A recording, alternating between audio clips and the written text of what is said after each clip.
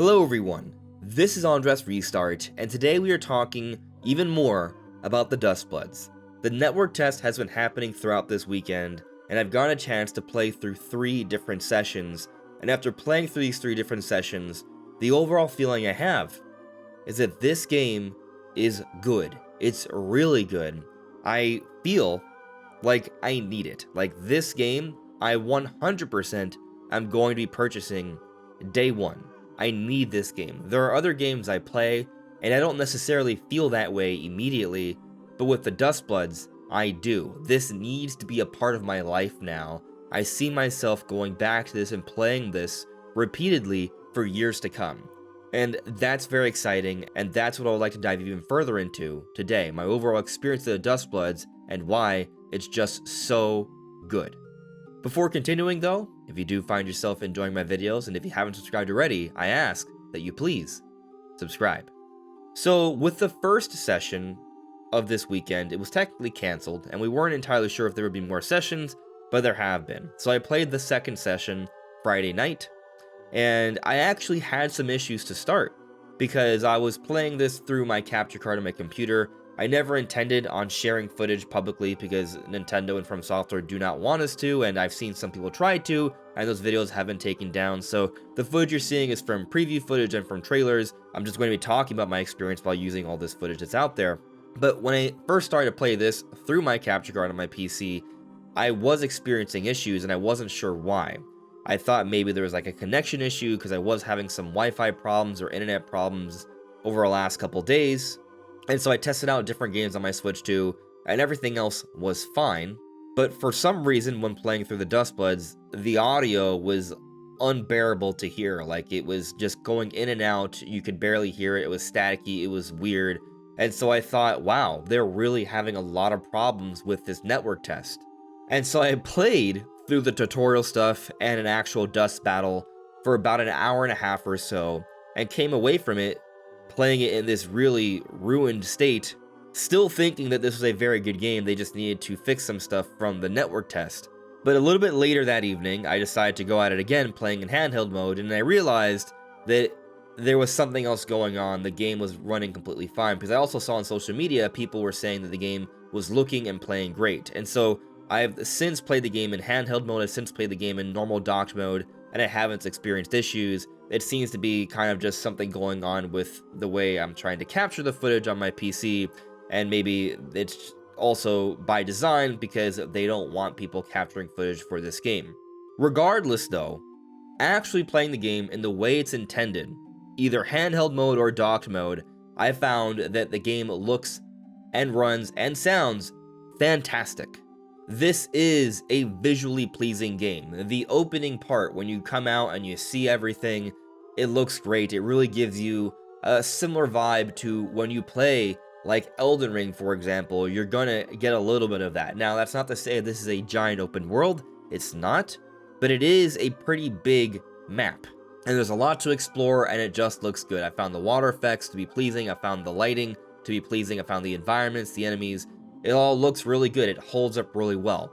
Now, we've heard that the game is running at 1080p, and in terms of frame rate, we've heard that it's above 30. People are saying it's around 40-ish.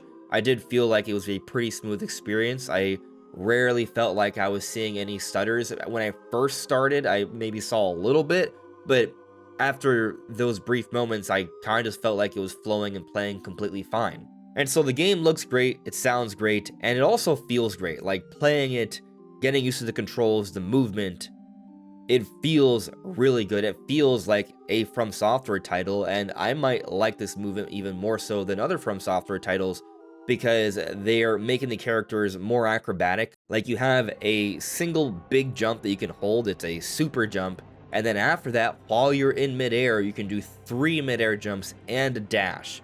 So you have a lot of movement options in the air, and this really allows you to scale up mountains or buildings very quickly, and there are layers to the map, and I assume also the other maps. We've heard there's going to be 3. We only got to play through 1 for the network test, but it's still a very sizable map where even after putting in hours throughout this weekend, I still feel like there's places I'm finding secrets to discover. I still don't fully understand everything there is to know about this map, and I'll talk more about that later. But in terms of moving around, dodging around, how it feels really good. There is a blocking system. There is what appears to be a little bit of a parry system too with the howling.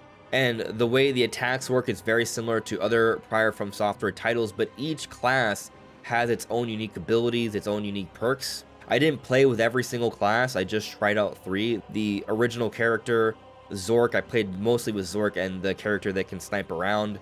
It was neat to try out the sniping character. I'm sorry, I don't remember the names.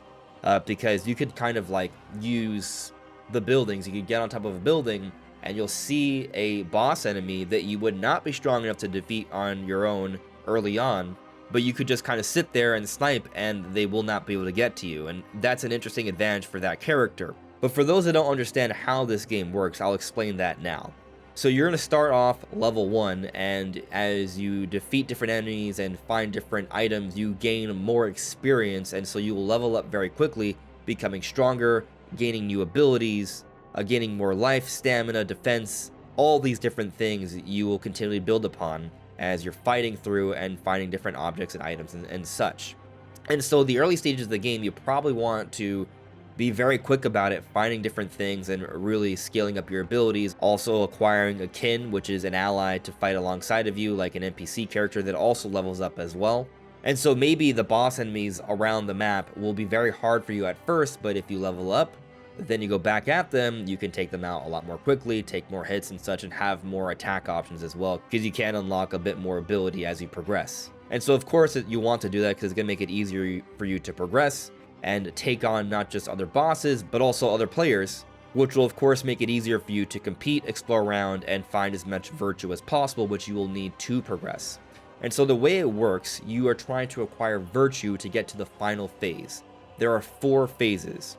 At the end of the second phase, the first culling will occur, and if you do not have enough virtue points, if you're in the bottom 2 of the 8 players playing, you'll be culled, you'll be eliminated from the match. And then after the third phase, 3 more, the bottom 3 will be eliminated, leaving just 3 for the final phase. So you want to do everything you can to acquire virtue, that way you can make it to the end, and in the end, regardless of how much virtue you have an opportunity to win. Now, if you have more virtue than others, you will gain a little bit more of an advantage, you gain a little bit more health and such, but that does not guarantee your victory. I actually was able to win a dust battle. I got in there, I did not have the most virtue at the time, but I was able to win, and it felt really good. I'll say initially I saw people getting so many virtue points, I didn't feel it was possible to get that far, but after a certain while, as I got more used to everything, I realized that yeah, you could get to 70, 80, or even above 100 virtue points. It's certainly possible, you just have to learn more about how to acquire these virtue points. But it took me a little bit to get to that point where I felt like, yeah, I can find a way to win, I can get to the final phase, and I can compete. Because at first, with my first play session, I felt like the environment was very harsh. I was very excited because we learned that you can form alliances, so there will be other people exploring the map alongside of you, and you can choose to form an alliance with them and then work alongside them to progress throughout the match to get to the very final phase. But with my initial experience, I didn't find that people were so willing to form an alliance. In fact, everyone used every opportunity to murder me, even when I would be helping them. And I found that interesting. I definitely just tried to form an alliance and people would just attack me. I found that when I was fighting a boss, people would sneak up behind me and wait to the very end of the boss fight once I was weak, and then take me out. There was even a time where I saw someone struggling against the boss. It looked like they were about to die, so I came in, saved them, they ran away. I was taking out the boss easily on my own, things were looking good. I did take some damage, but I still felt confident that I would win the fight. And then towards the end, that person that I saved came around and attacked me from behind and took advantage of the situation and killed me. So my initial impressions of how things are working in terms of alliances was not so good. I was wondering, why is everyone just doing everything they can to murder me? Why isn't there more of an effort to form alliances here? And I understand everyone's making their own decisions, right? And so my early experience was quite ruthless. And so I had conversations with a few different people about my experience with this, and the overall sentiment was, well, what's even the point of alliances? And as I continued to play, I sort of started to figure out what's the motivation to form alliances, because it did seem like I was running into a lot of people where they didn't have much motivation to do so. And a lot of that comes down to the sigils. Each character will have its own sigil, and we've heard there will be even more sigils, and you can customize that later on. But for example, there are characters that have a sigil where they have a sworn enemy. And so the idea here when you have a sworn enemy is to hunt down one particular person that's playing and kill them, which will then acquire you more virtue, giving you a better chance to progress to the final stage. But then you'll have another sigil, like in the case of Zork, who I use the most, where you're trying to find a old friend. There's one particular person playing in the match that if you find them, you can form an alliance with them. You will gain more virtue by doing that, and of course they're then working alongside of you, which would give you more advantage in fighting other people, helping you to get to the very end. And so there are different kinds of sigils that will give you different benefits and have you aiming for different goals, some of which are going to have you aiming to kill people, and others are going to have you aiming towards forming alliances to help you get towards the end. And I do kind of come away with this with a sense that there are going to be stronger players, and perhaps the stronger players will want to act solo, but then there will be other players where perhaps finding an alliance, working alongside someone, being able to win some different PvP battles in the later stages before the final stage will give them more of an opportunity to get to that final phase. And so it's interesting to think about. There's a lot of strategy here. There's a lot of different ways things could go. It actually reminds me a little bit of the show Hunter x Hunter. In that first season, there's all these different people that are aiming to get to the very end, the final group of people.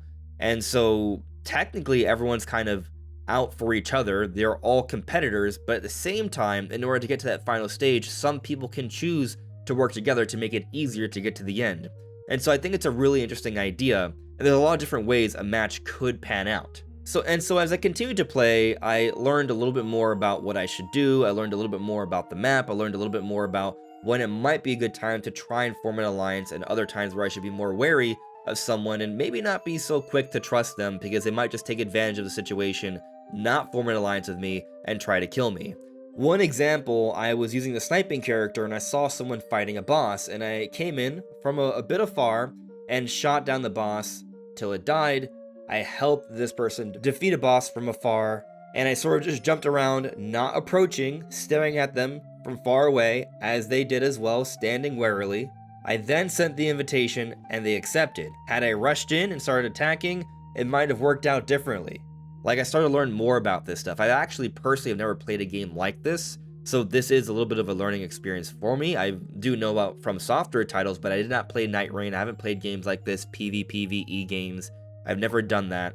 So playing through this, I was starting to figure that out more and more. But as I continued to play, I found myself with opportunities to do different things. Like, if you want to avoid people, you can, because at the beginning of each stage, you do pick a general location in terms of where you want to go on the map, and you see other people selecting those areas. So if you want to try and put yourself in a position where you're not going to be engaging with too many other players, you can focus on just aiming towards taking on the environment instead. And so while you're probably going to run into one or two people throughout the duration of an entire match, which could take somewhere between 20 to 30 minutes, you can choose to run away most of the time and just focus on fighting just all the different enemies that are in the environment, the different bosses. If you're more accustomed to prior From Software titles where it's just a single player experience taking on enemies and boss fights, you can do that and you can obtain quite a bit of virtue points. And if you don't want to fight bosses, you can choose to explore around finding areas that will grant you virtue points, or you can continue to level yourself up until you feel more comfortable taking on bosses or even taking on other players, and you can do everything in between. So there's really a lot of options here, and I do think the alliances add a very interesting angle. One thing I didn't try out during the network test so far is duos, but we do understand that there are going to be 4 different modes. There's going to be just singles with alliances. Then there's also the option to do singles without alliances. Then there's duos, where you could work alongside someone else. In this case, there wouldn't be alliances because you're basically starting off with an alliance for the entire match, which I personally think I'll very much get into. I like the idea of working alongside someone else.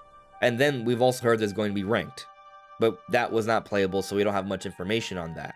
But ultimately, I found myself really enjoying the different elements, the moments where I would actually take on other players and I would beat them. That was exhilarating, or the times where I would join a boss fight or did form an alliance and could see the benefits of that. That was very cool. And actually, going back to the boss fights here, There is a lot of them. Some of them are very brutal. If you go at them early on, you could just be one-shotted. I definitely ran into this a few different times, and there were times where there were multiple people working together to take on a boss, and the boss would win.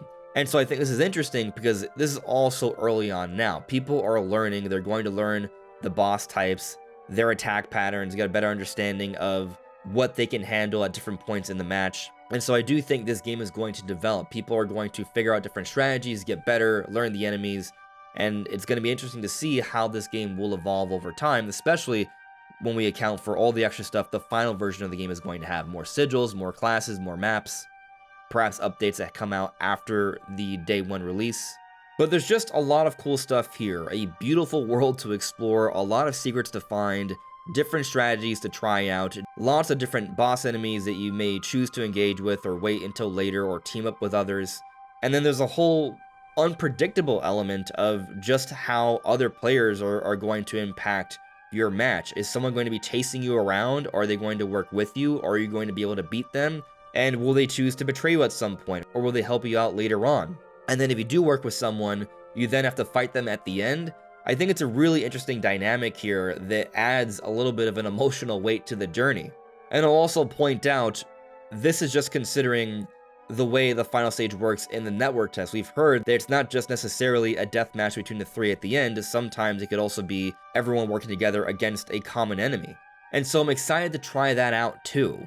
But ultimately, I come away from the Duskbloods excited to continue. Like, I really found myself just wanting to continue to go back in there, explore more, find more, try out different things with my different attacks and different characters I would use, and test them out against different players and see if I could find a way to ally myself with someone or perhaps not. And there's just so much variation, all of which I found to be very, very enjoyable.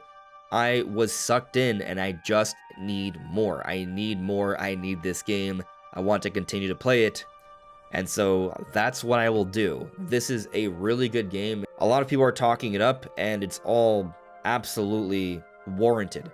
This is becoming one of my most anticipated games of the year. It was already anticipated, but now having gone to play it, maybe there were some concerns, but now all those concerns have been eased. I feel like this is going to be one of the best games of the year and that I'm going to be playing it for a very, very long time. And that's exciting. But what do you all think? What have you heard of the Duskbloods? Have you gotten a chance to play it? What did you think? Let me know in the comments below. This is AndresRestart. Thank you so much for listening and watching, and I will see you all really soon. Take care. Bye.